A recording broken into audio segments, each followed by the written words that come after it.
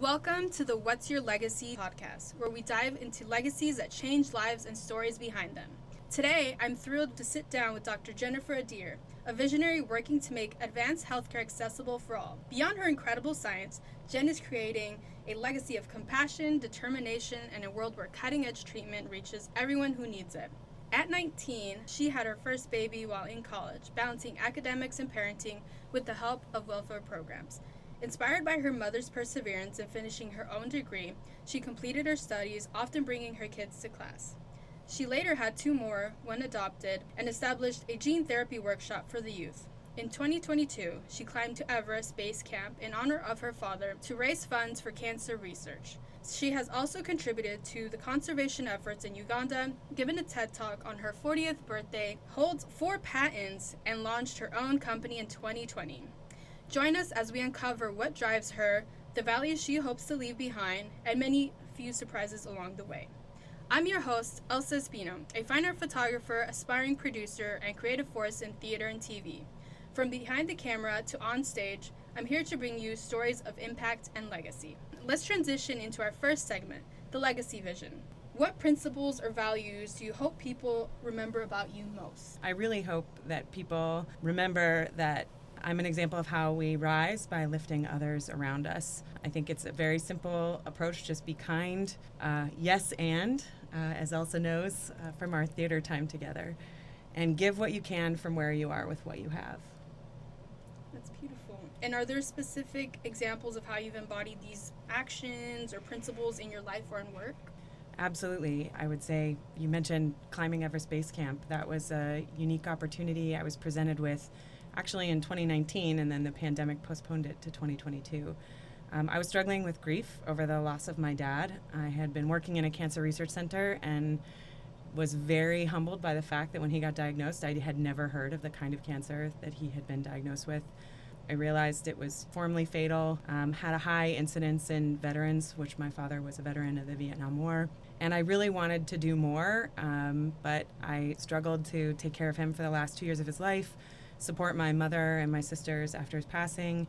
And I had learned that there was some research happening, but it was really underfunded because it's just considered such a lost cause. So when I was invited to do the Everest Base Camp climb to fight cancer, it was daunting because there was a $50,000 fundraise required by every team member. The pandemic helped me a little bit with reaching that goal by giving us a little bit of extra time, but it not only gave me the opportunity to raise funds for other researchers in a space that was near and dear to my heart, but my father always dreamed of traveling around the world, and so at the summit of Kalpatara Peak, just shy of base camp, I actually left a memorial for him so that he could see the sunrise on Mount Everest every morning. And that was a big part of kind of addressing my grief while helping others, and kind of a very specific and literal example of rising up while lifting others. No, that's so beautiful. Did you take a picture of it, like once you reached the top? Absolutely. I bet you framed that, right? I did, and gave a picture to my mom, and I actually have a couple of stones from the place where I left the memorial, so there's something to hold on to physically for all of us. You inspire me to want to climb Mount Everest. Like, that's so badass. Thank you, Jen. I really appreciate that. And to switch it up a little bit, I'm going to dive into our first little challenge. Are you ready for it? Let's go. Okay, let's get it, girl. So this is the 3-minute cure pitch. Imagine you're in an elevator with a philanthropist who could fund a groundbreaking cancer research project. In under 3 minutes, pitch one of your favorite research projects or discoveries as if it's a life-saving opportunity. Go. Let me start with a hook, right? Elevator pitches have a good hook to begin with. Did you know that there are 10 million people suffering from sickle cell disease globally, and that 50% of the kids in Southeast Asia and Sub-Saharan Africa are going to die before the age of 5?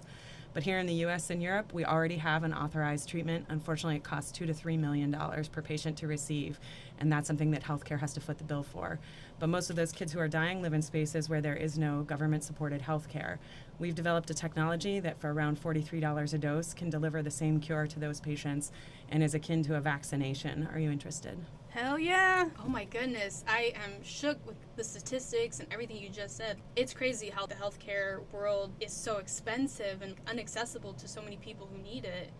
Absolutely, even in the U.S. and Europe. That must be such a heartbreaking thing at times. I think it's just recognition that there are systems in place that don't serve everyone. I'm sold. If I'm in that elevator, I am sold. I would totally give you all my money. Let's come back to some more questions on Jen's legacy. How do you want your life's work to influence future generations? I really hope that future generations see the value in solving the hardest problems by getting everyone to come to the table, see what incentivizes everyone, and thinking about solutions to reach the hardest to reach patients. We actually create scalability and sustainability in ways that we couldn't have predicted or would never have achieved in spaces that are siloed, like our own U.S. healthcare system. I'm so thankful that there's people out there like you that want to make a difference, and that's their life goal, to change people's lives. How does that make you feel, knowing that what you do helps change people's lives? Again, we rise by lifting others, right? So I think whenever I can make a positive impact in someone else's life, it makes me feel really lovely, soul fulfilled, to be honest. What does your family tell you with the type of work you do? I mean, they're super proud. My kids have been champs. They have, been with me through undergrad and graduate school and postdoc, and then moving to Seattle for my current job at Fred Hutch. I feel like we grew up together in a lot of ways, and I'm so proud of all of them. We talk often about, doing what you love rather than just what gets you by. Generally, people always need a mix of both because you got to get by. I'm in a privileged place that the science I do is both what I love and what gets me by. And I just encourage them, and I'm so proud of them when they move forward towards the things that they love and what they enjoy, because it really shows. You must be one proud mama of Very all your kids. proud mama. Very proud mama of all four. I'm going to take a second to switch gears once again. Another fun little segment we have for our podcast is called the Legacy Prop Box. I'm going to have you close your eyes and just stick your hand in here, and you're going to pick one thing, okay? Okay. Eyes are closed. Ooh, there's some fun stuff. Let's see, what is this? Okay. Ooh. So you're going to take that item and sort of talk to me about a memory that comes up that sort of aligns with your goals and values. I have no idea what this is. It's a pepper spray. Don't open it. Okay. Oh, it's pepper spray. Yeah. Fantastic. Gosh, I am just immediately struck by this moment I just had last evening. Promoting women and women's health is a big part of creating inclusivity in the world, and so much about women's health in our healthcare system is underserved, in particular for some of the most marginalized populations around the globe. I remember at a very young age having my first job, and my father teaching me how to walk with my keys between my fingers so that if I was ever attacked, I essentially had an instant weapon to defend myself with. And just last evening, we were at a gathering, and post the gathering, a few of us went out for a drink at a local bar, and we were just sort of sharing, before we said goodbye, some of our fondest memories. And one of the friends said to me, when we did this show 2 years ago, we came here to celebrate at the same bar late one evening after a Saturday night production, and I arrived very late, and I had ordered a drink before I sat down and didn't realize that everybody else was getting ready to leave, and you and your partner was sitting there, and everybody else kind of got up, and I said goodbye, and then you kind of turned to me and said, "Would you like for us to stay while you finish your drink?" And she kind of teared up and said, "Do you know how many times in my life I've just been left behind? I know I'm notoriously late, I'm never on time, and no one can ever find me, but it just felt so great to have someone acknowledge that I might still want company." And of course I said yes. And that just made me feel wonderful. I can remember the moment, but I did not think about it in that moment having such an impact, meaning on someone else's life, and the feeling that a woman would have of safety in a social place. Like, as a woman, that is something we think about every single day, like our safety, like, is there somebody behind us?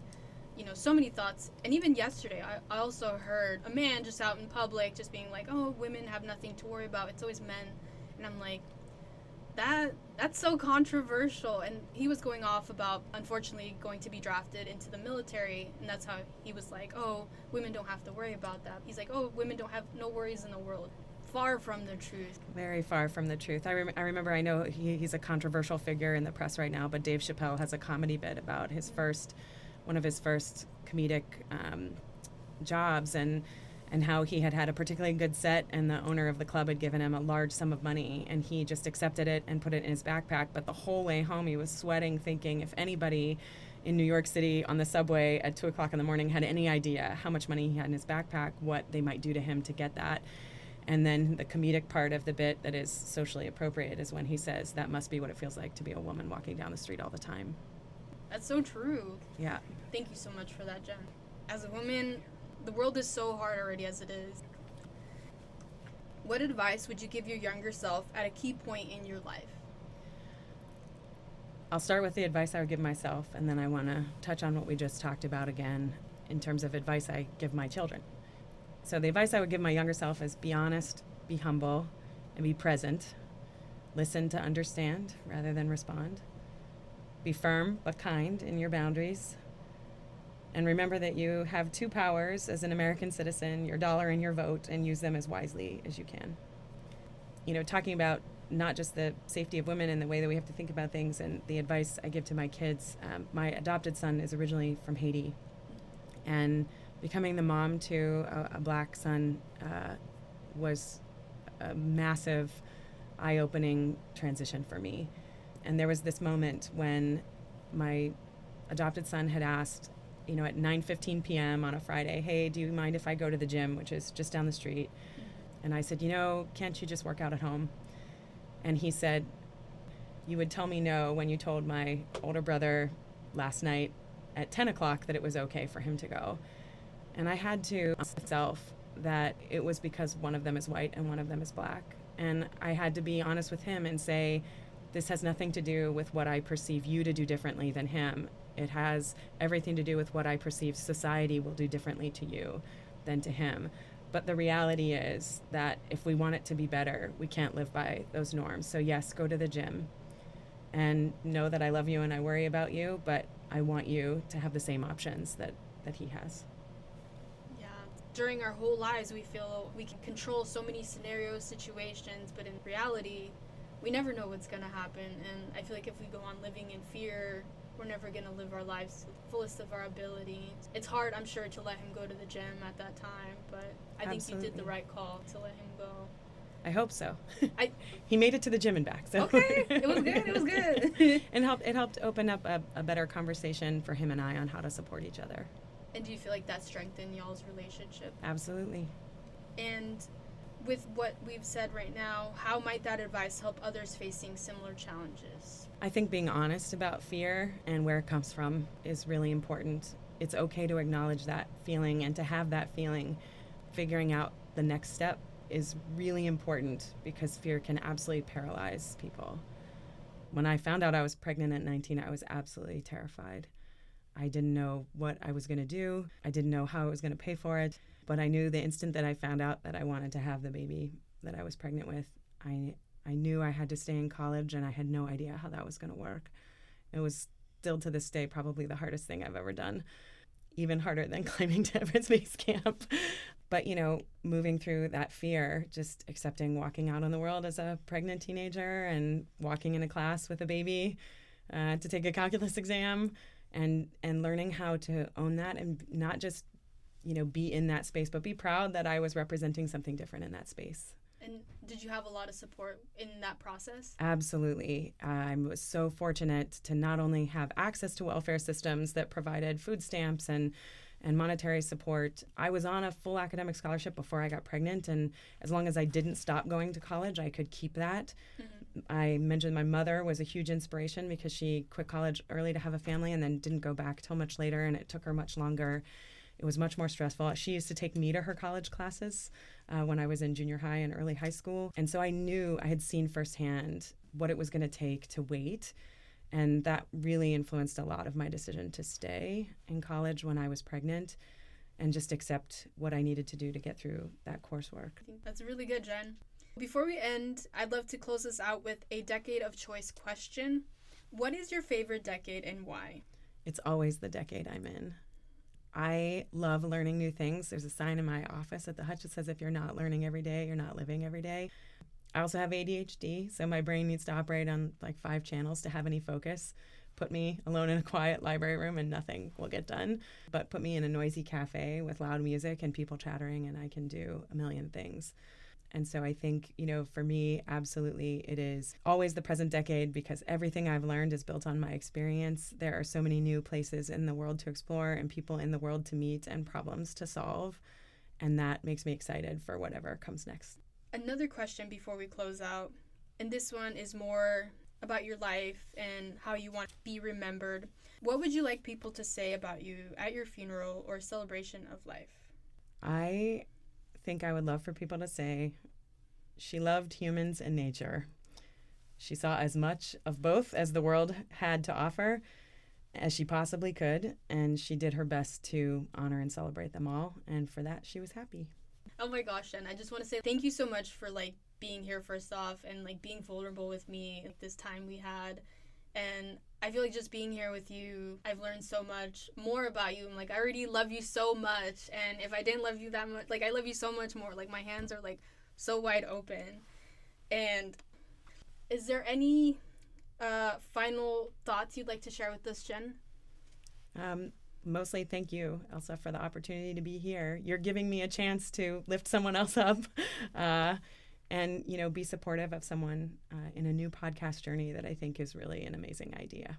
Oh, thank you, Jen. I'm so thankful. I literally told everybody, I was like, Jen hopped on this opportunity to help me out, and you don't understand how thankful I am, because this podcast idea that just came out of nowhere, and I'm so thankful that you're my first guest. Her bio will be linked in the description below, but also just reading about you, I'm like, oh my gosh, she's such a badass. She's done XYZ things, helped so many people. She climbed Everest, and you I know you.